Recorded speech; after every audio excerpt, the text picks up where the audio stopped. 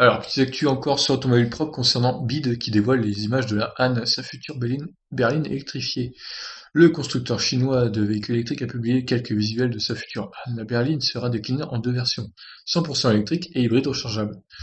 Alors, un peu de la Taycan derrière, une signature Peugeot à l'avant, du Volkswagen à l'intérieur et quelques touches de Tesla, la bide Han semble avoir pioché dans le style de plusieurs grands constructeurs. Le fabricant chinois a dévoilé des visuels de sa future berline électrique et hybride rechargeable. Elle sera officiellement présentée en avril lors du salon de Pékin, avant d'être commercialisée en juin. La version zéro émission sera déclinée en propulsion et en traction intégrale. Elle développera respectivement 218 et 268 chevaux pour une autonomie de 450 km, ce qui est pas trop mal. Ah, encore Windows, hein, évidemment, qui se rappelle à notre bon souvenir. La Han hybride rechargeable embarquera un moteur 4 cylindres essence turbo de litres de 189 chevaux associé à 3 blocs électriques combinés à la puissance de atteindre 476 chevaux. Ah oui, bien plus puissante du coup.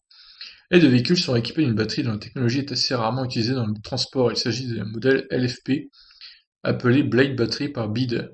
Le constructeur revendique une densité énergétique supérieure à 50%, un plus haut niveau de sécurité et une longévité accrue.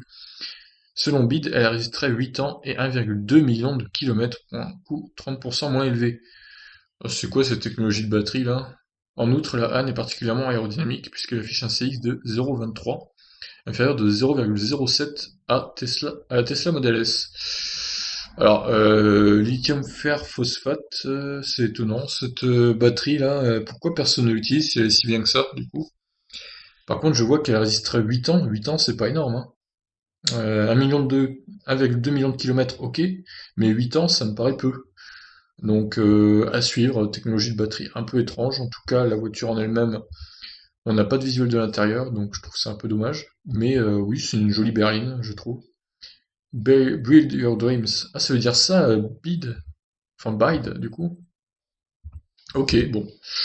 Mais écoutez, je vous laisse réagir, hein. Je pense pas qu'on la verra en Europe, celle-là, mais à surveiller quand même, on sait jamais. Ciao.